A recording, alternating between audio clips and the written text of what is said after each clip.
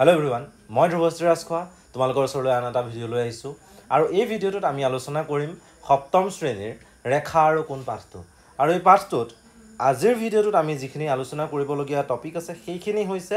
বিভিন্ন প্ৰকাৰৰ কোণ মানে আমি কেনেকুৱা ধৰণৰ কোণ পাম বা ইমান মাপৰ কোণ হ'লে ইয়াৰ নামটো কি হ'ব সেই কথাখিনি আমি আলোচনা কৰিব লাগিব খালি তাৰ আগতে তোমালোকে গম পাব লাগিব যে এটা কোণ কেনেকৈ অংকন কৰা হয় আৰু সেই কোণটোৰ মাপ কেনেকৈ জোখা হয় মানে তাত কিমান ডিগ্ৰী আছে 10 ডিগ্ৰী আছে নে 20 ডিগ্ৰী আছে নে 30 ডিগ্ৰী আছে এই কথাবোৰ তোমালোকে ভালদৰে চালি জাৰি চাব লাগিব বিশেষকৈ তোমালোকে ক্লাছ 6ত এইখিনি কথা শিকিছিলা যে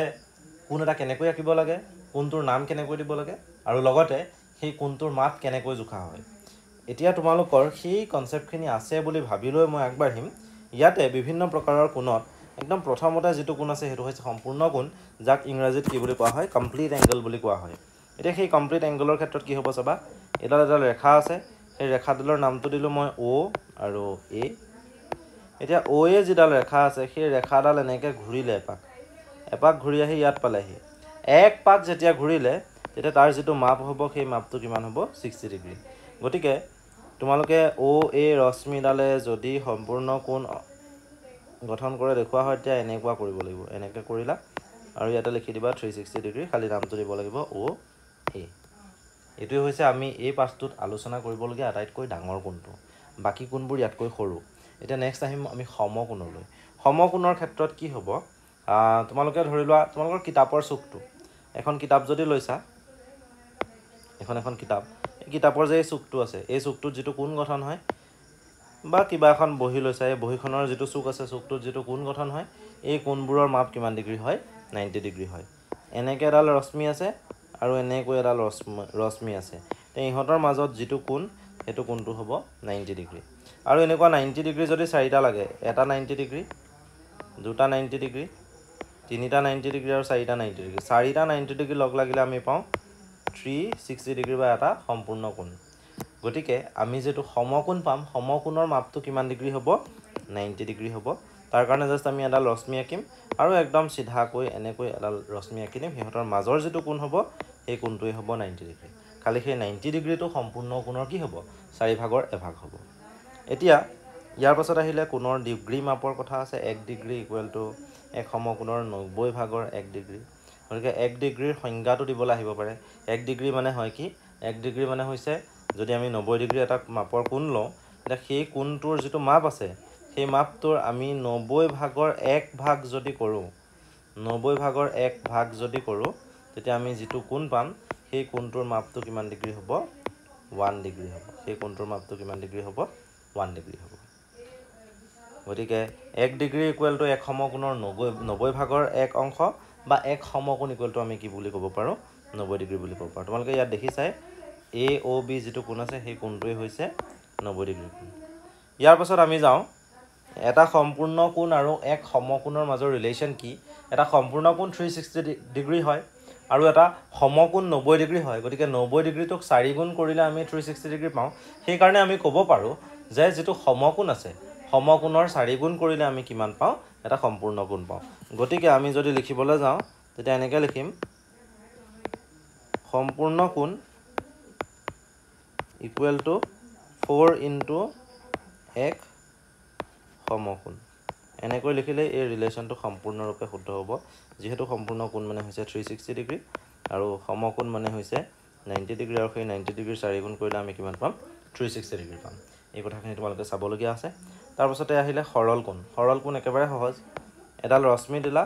তাৰ একদম বিপৰীতত আৰু এডাল ৰশ্মি দিলা ইহঁতৰ মাজত যেটো কোণ উৎপন্ন হৈছে এই বিন্দুটো কোড হৈ ললো ইফালে A দিলো ইফালে B দিলো তেতিয়া এই কোণটোৰ নাম হ'ব AOB আৰু এটো দেখা পাইছা ইয়াৰ পৰা ইয়ালৈকে গৈছে টোটাল কিমান ডিগ্ৰী হ'ব 180 ডিগ্ৰী আৰু আমি যদি চাবলৈ যাওঁ তেতিয়া এনেকৈ এডাল যদি ৰেখা আকো ৰেখাডালৰ একদম মাজতে এনেকৈ যদি লম্বভাৱে এডাল ৰশ্মি দিও তেতিয়া এফালেও 90 ডিগ্ৰী কোণ এটা উৎপন্ন হৈছে এফালেও 90 ডিগ্ৰী কোণ এটা উৎপন্ন হৈছে আৰু এই দুইটা মিলি পেলাই টোটাল কিমান ডিগ্ৰী হৈছে 180 ডিগ্ৰী এতিয়া সেই 180 ডিগ্ৰীৰ যেটো কোণ 180 ডিগ্ৰীৰ O বিন্দুত 180 ডিগ্ৰীৰ যেটো কোণ হ'ব সেই কোণটোকে আমি কি বুলি ক'ব লাগিব সৰল কোণ বুলি ক'ব লাগিব আৰু স্ট্ৰেইট এংগল বুলি ক'ব লাগিব স্ট্ৰেইট এংগল ইংৰাজীত আৰু অসমীয়াত কি বুলি ক'ম সৰল কোণ বুলি ক'ম আৰু সমকোণৰ কিমান গুণ কৰিলে পাওঁ 2 গুণ কৰিলে পাওঁ হেতু কাৰণে 2 সমকোণৰ মাপেই হৈছে কি 180 ডিগ্ৰী 2 সমকোণ 2 পূৰণ এক সমকোণ ইয়াৰ মাপটোৱে হ'ব কিমান 180 ডিগ্ৰী সৰল কোণৰ সমান তাৰপাছত আহিলে সূক্ষ্ম কোণ যিবোৰ কোণৰ মাপ 90 ডিগ্ৰীতকৈ সৰু লেছ দেন 90 ডিগ্ৰী যদি হয় যেনেকৈ ধৰি লওঁ এটা কোণ আঁকিলোঁ এই কোণটো ধৰি লওঁ মই 50 ডিগ্ৰী 50 ডিগ্ৰী মাপৰ এই যিটো কোণ হ'ব এই কোণটোৰ মাপটো 90 ডিগ্ৰীতকৈ সৰু সেইটো কাৰণে এই কোণটো কি বুলি কোৱা হয় সূক্ষ্ম কোণ বুলি কোৱা হয় আৰু সূক্ষ্ম কোণটো হৈছে ইংৰাজীত একিউট এংগল তাৰপিছত আহিলে স্থূল কোণ হৈছে 180 ডিগ্ৰীতকৈ ডাঙৰ 180 ডিগ্ৰীতকৈ বেছি 90 ডিগ্ৰীতকৈ বেছি আৰু 180 ডিগ্ৰীতকৈ কি হয় কম হয় 90 ডিগ্ৰীতকৈ বেছি আৰু 180 ডিগ্ৰীতকৈ কম হয় 180 ডিগ্ৰীতকৈ বেছি হ'লে প্ৰবৃদ্ধ কোণ বুলি কোৱা হয় হেতুলে আমি ইয়াৰ পাছত আহিম 90 ডিগ্ৰীতকৈ বেছি হ'ব লাগিব আৰু 180 ডিগ্ৰীতকৈ কি হ'ব লাগিব কম হ'ব লাগিব এই দুইটা কন্ডিশন যদি ফুলফিল কৰিবলৈ হয় তেনে ধৰি ললো 100 ডিগ্ৰীটো কি হ'ব 90 ডিগ্ৰীতকৈ বেছি হ'ব আৰু 180 ডিগ্ৰীতকৈ কম হ'ব গতিকে 100 ডিগ্ৰীৰ যেটো কোণ সেই কোণটোকে আমি কি বুলি ক'ব পাৰিম স্থূল কোণ বুলি ক'ব পাৰিম আৰু স্থূল কোণটোক ইংৰাজীত কি বুলি কোৱা হয় অবটিউজ এংগল বুলি কোৱা হয় গতিকে তুমি 100 ডিগ্ৰী লোৱা 120 ডিগ্ৰী লোৱা 179 ডিগ্ৰী লোৱা তাৰপিছত তুমি 160 ডিগ্ৰী লোৱা এই যিবোৰ মাপৰ কোণ আছে এই কোণবোৰকে আমি কি বুলি ক'ব লাগিব স্থূল কোণ বুলি ক'ব লাগিব নেক্সট আহিলে প্ৰবৃদ্ধ কোণ ৰিফ্লেক্স এংগলটো কি হয় এটা কোণৰ মাপ যদি 180 ডিগ্ৰীতকৈ বেছি হয় আৰু 360 ডিগ্ৰীতকৈ কম হয় এটো এটা ৰেঞ্জ আছে 180 ডিগ্ৰী আৰু 360 ডিগ্ৰী ইয়াৰ মাজত থাকিব লাগিব 180 তকৈ বেছি 360 তকৈ কম এক্সাম্পল ল'ব পাৰো 200 ডিগ্ৰী 300 ডিগ্ৰী 250 ডিগ্ৰী 181 ডিগ্ৰী এই মাপৰ যিবোৰ কোণ আছে এই কোণবোৰকে আমি কি বুলি ক'ব লাগিব প্ৰবৃদ্ধ কোণ বুলি ক'ব লাগিব যাক আমি ইংৰাজীত কি বুলি কওঁ ৰিফ্লেক্স এংগল বুলি কওঁ নেক্সট আহিলে কোণৰ জোৰলৈ যোৱাৰ আগতে মই গোটেই কোণ কেইটা আকৌ এবাৰ আলোচনা কৰি লওঁ এংগল কেইটা মনত ৰাখিবা 0 ডিগ্ৰী তাৰপিছত 90 ডিগ্ৰী 180 ডিগ্ৰী আৰু 360 ডিগ্ৰী এই এংগল কেইটা 0 আৰু 90 ৰ যদি মাজত হয় তেতিয়া হলে সূক্ষ্ম 90 ডিগ্ৰী হলে কি সম 90 আৰু 180 ৰ মাজত হলে কি বুলি কওঁ স্থূল 180 ডিগ্ৰী হলে কি কওঁ সৰল তাৰ পাছতে যদি 180 তকৈ বেছি 360 তকৈ কম হয় তেতিয়া হলে তাক কওঁ প্ৰবৃদ্ধ আৰু 360 ডিগ্ৰীৰ সমান হলে কি বুলি কওঁ সম্পূৰ্ণ এটা তোমালোকে যদি ভালদৰে মন কৰা তেতিয়া দেখা পাবা 90 ডিগ্ৰী কোণটো 180 ডিগ্ৰী কোণটো আৰু 360 ডিগ্ৰী কোণটো এক্স্যাক্টলি ফিক্স মানে সমকোণৰ মাপ এক্স্যাক্টলি 90 ডিগ্ৰী সৰল কোণৰ মাপ এক্স্যাক্টলি 180 ডিগ্ৰী আৰু সম্পূৰ্ণ কোণৰ মাপ এক্স্যাক্টলি কিমান ডিগ্ৰী 360 ডিগ্ৰী সূক্ষ্ম কোণৰ মাপ এতিয়া 0 ৰ পৰা 90 ৰ মাজত যিকোনো হ'ব পাৰে গতিকে হেতু আমি 45 ল'ব পাৰো হেতু আমি 60 ডিগ্ৰী ল'ব পাৰো ঠিক হেদৰে স্থূল কোণৰ মাপ 90 আৰু 180 ৰ ভিতৰত যিকোনো হ'ব পাৰে অৰ্থাৎ আমি 91 ল'ব পাৰো 179 ল'ব পাৰো এনেকুৱা ধৰণৰ যিকোনো কোণ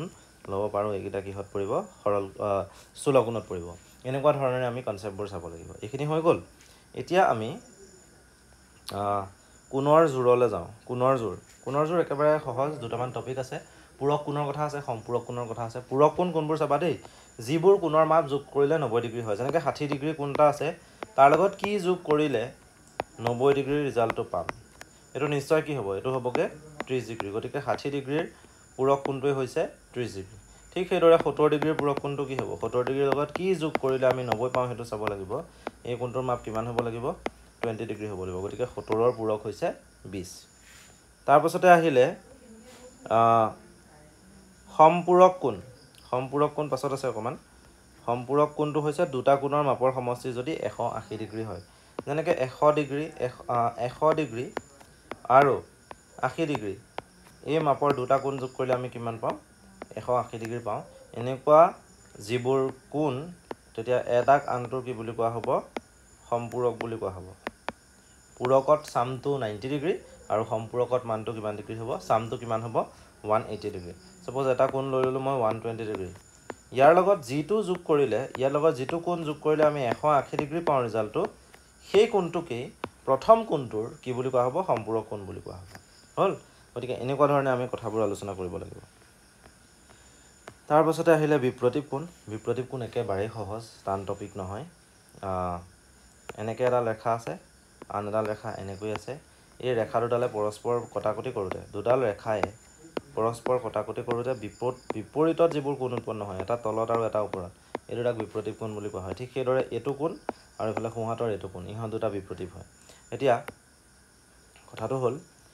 বিপ্ৰতীপ কোণবোৰৰ ক্ষেত্ৰত এটা কণ্ডিশ্যন আছে সেই কণ্ডিশ্যনটো জানিব লাগিব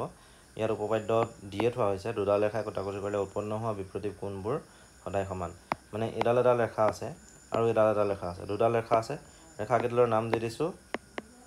এ বি চি ডি যিটো বিন্দুত কটাকটি কৰিছে তাৰ নাম হৈছে অ' এতিয়া এ অ' ডিৰ অপজিটটো হৈছে চি অ' বি গতিকে কোণ এ অ' ডি আৰু কোণ চি অ' বি ইহঁতি বিপ্ৰতীপ হয় বিপ্ৰতীপ কোণবোৰ সদায় কি থাকে সমান থাকে এটা কোণ আনটো কোণৰ বিপ্ৰতীপ যদি কোৱা হয় যদি বুলি কোৱা হয় তেতিয়াহ'লে কি ক'ব লাগিব যে সেই কোণ দুটা কি হয় এটা আনটোৰ লগত সমান এতিয়া আমি বাকী কোণকেইটা যদি উলিয়াবলৈ চেষ্টা কৰোঁ এ অ' ডি আৰু চি অ' বিক বাদ দি তাৰে মই এটা কোণ ল'ব পাৰোঁ চি অ' এ ইনটো কোণ ল'ব লাগিব ডি অ' বি গতিকে কোণ চি অ' এ আৰু কোণ ডি অ' বি এই কোণ দুটাও কিন্তু সমান হয় কিয় হয় কাৰণ ইহঁতি বিপ্ৰতীপ হয় এতিয়া এইটো প্ৰমাণো কৰিব পাৰি প্ৰমাণটো মই তোমালোকক আজি নেদেখুৱাওঁ তোমালোকে উপপাদ্যটো চাই ল'বা বিশেষ সূত্ৰ দি থোৱা আছে গতিকে প্ৰমাণটো ধুনীয়াকৈ দি থোৱা আছে ভালদৰে চাবা যদি বুজি নোপোৱা তেতিয়াহ'লে মোক তোমালোকে জনাব পাৰিবা উদাহৰণ 1ত কি কৈছে উদাহৰণ 1ত আমাক কৈছে প্ৰতিটো কোণৰ পূৰক কোণ উলিয়াব লাগে 56 ডিগ্ৰীৰ পূৰক কোণ পূৰক জানা যে দুটা কোণৰ এটা কোণক আনটোৰ পূৰক বুলি ক'ব যদি সিহঁত দুইটাৰে সমষ্টি কিমান হয় 90 ডিগ্ৰী হয় এতিয়া এটা কোণ যদি 56 ডিগ্ৰী দিয়া আছে আনটো কোণ উলিয়াবলৈ 90 ডিগ্ৰীৰ পৰা আমি 56 ডিগ্ৰীটো কি কৰিম বিয়োগ কৰিম ইয়াত কৰিছে চোৱা 90 ডিগ্ৰী মাইনাছ 56 ডিগ্ৰী কি পাইছে 34 ডিগ্ৰী খালি তাৰ আগত 56 ডিগ্ৰী কোণৰ পূৰক কোণৰ মাপ হৈছে এইটো লিখাৰ দায়িত্ব কমপ্লিটলি তোমালোকৰ 72 ডিগ্ৰী দিয়া আছে তাৰ পূৰক কোণটো চাব লাগে তাৰ কাৰণে 90 ডিগ্ৰীৰ পৰা আমি কি কৰিম 72 বিয়োগ কৰিম বিয়োগ কৰাৰ পাছত আমি কিমান পাইছোঁ 18 ডিগ্ৰী পাইছোঁ তেনেকুৱা ধৰণে সম্পূৰক কোণো উলিয়াব পাৰি 113 ডিগ্ৰীৰ সম্পূৰক উলিয়াব লাগে যোগফলটো জানা সম্পূৰকৰ ক্ষেত্ৰত কিমান হয় 180 ডিগ্ৰী হয় গতিকে 113ৰ সম্পূৰকটো উলিয়াবলৈ সেই 113টো আমি কিহৰ পৰা বিয়োগ কৰিব লাগিব 180 ডিগ্ৰীৰ পৰা 113টো বিয়োগ কৰিব লাগিব তেনেকুৱা ধৰণেৰে আমি কৰিলেই হ'ল উদাহৰণ 3 বহুত বেছি দৰকাৰী এটা কোণ নিজেই নিজৰ পূৰক কোণটোৰ মাপ উলিওৱা এটা কোণ নিজেই নিজৰ পূৰক কোণটোৰ মাপ উলিওৱা গতিকে x কোণটো xৰে পূৰক বুলি ধৰি ল'ব লাগিব কাৰণ নিজেই নিজৰ পূৰক বুলি কৈছে সেইটো কাৰণে x কোণটো xৰে পূৰক যেনেকৈ ধৰি লোৱা তুমি এটা সেন্টেন্স ক'লা বা এটা বাক্য ক'লা যে ৰাম নিজেই নিজৰ বন্ধু অৰ্থাৎ ৰাম ৰামৰেই বন্ধু গতিকে x xৰে পূৰক কোণ গতিকে x আৰু x যোগ কৰিলে আমি কি পাব লাগিব 90 ডিগ্ৰী পাব লাগিব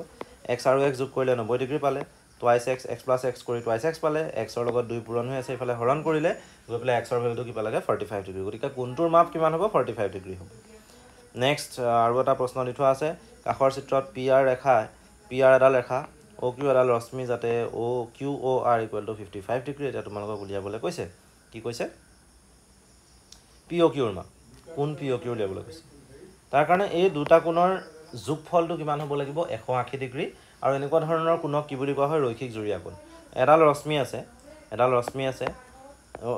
ৰেখা আছে সেই ৰেখাডালত এডাল ৰশ্মি আছে সেই ৰশ্মিডালে ৰেখাডালৰ লগত দুটাংশৰ লগত দুটা কোণ উৎপন্ন কৰিছে সেই কোণ দুটাৰ মাপৰ সমষ্টি সদায় কি হয় 180 ডিগ্ৰী হয় এতিয়া সেইদৰে পি অ' কিউ আৰু কিউ অ' আৰ ইহঁতক যোগ কৰিলে আমি কি পাম 180 ডিগ্ৰী পাম খালি সেই যি দুটা কোণ সিহঁতক আমি কি বুলি ক'ব লাগিব ৰৈখিক জোৰ বা ৰৈখিক জুৰীয়া কোণ এতিয়া ৰৈখিক জুৰীয়া কোণ স্পেলিংবোৰ বহুত ল'ৰা ছোৱালীয়ে ভুল কৰে তোমালোকে ভালদৰে চেষ্টা কৰিবা যাতে স্পেলিংবোৰো শুদ্ধ হয় এতিয়া পি অ' কিউৰ লগত 55 যোগ কৰি আমি কিমান পাইছোঁ 180 ডিগ্ৰী পাইছোঁ বাকী পি অ' কিউ উলিয়াবলৈ 55টো ইফালে নি পেলাই কি কৰিব লাগিব বিয়োগ কৰিব লাগিব আৰু 180ৰ পৰা 55 বিয়োগ কৰিলে তোমালোকে জানা সেইটো হৈছে 125 তেনেকুৱা ধৰণে আৰু দুটা উদাহৰণ আছে এই দুটা উদাহৰণ তোমালোকে কৰিবলৈ চেষ্টা কৰিবা তাৰপাছত আহিব পাঠটোৰ অনুশীলনীৰ ওপৰত মই ভিডিঅ' কাইলৈ বা পৰহিলৈৰ ভিতৰত দিবলৈ চেষ্টা কৰিম যিমান পাৰোঁ অনুশীলনী দুটা যিহেতু আছে দুটা অনুশীলনী সোনকালে শেষ হৈ যাব হয়তো দুটা ক্লাছ লাগিব নাইবা মেক্সিমাম 3টা ক্লাছ লাগিব 3টা ক্লাছত গোটেই অনুশীলনী দুটা শেষ হৈ যাব আৰু এইকেইটা বহুত বেছি দৰকাৰী কাৰণ তোমালোকে ক্লাছ 9ত যেতিয়া পঢ়িবাগে 9ত পঢ়িলেও আকৌ ৰেখা আৰু কোণ চেপ্টাৰ এটা পাবা একজেক্টলি একেখিনি বস্তুৱেই ক্লাছ 9ত আছে সেইটো কাৰণে তোমালোকে যদি 7ত কনচেপ্টখিনি ক্লিয়াৰ কৰি থৈ দিয়া বা যিখিনি ধাৰণা আছে সেই ধাৰণাখিনি একদম ব্ৰেইনত সোমোৱাই লোৱা ভালদৰে তেতিয়া আৰু ক্লাছ 9ত ৰেখা আৰু কোণ চেপ্টাৰত একো প্ৰব্লেম নহয় ঠিক আছে আজিৰ ক্লাছটো ইয়াতেই সামৰিছোঁ তোমালোকে যদি মোৰ ভিডিঅ'বোৰ ভাল পাইছা তেতিয়াহ'লে ভিডিঅ'বোৰ লাইক কৰিবা শ্বেয়াৰ কৰিবা আৰু আমাৰ চেনেলটো যদি এতিয়াও ছাবস্ক্ৰাইব কৰা হোৱা নাই তেতিয়াহ'লে ছাবস্ক্ৰাইব কৰি ল'বা ধন্যবাদ